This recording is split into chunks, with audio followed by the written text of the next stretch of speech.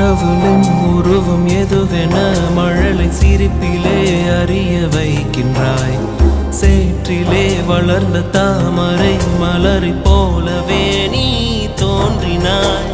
பூமி இது புனிதமில்லை, 1000 அசுத்தங்கள் உள்ளது. தீயிலுமே நீந்தி வர நீ என்று கற்றுக்கொள்ள நல்லது. இந்த உலகம் என்பது துன்பமுள்ள பாதையடா. நீ முட்டி மோதியழு வழிகள் சொல்லி தரும் கீதையடா.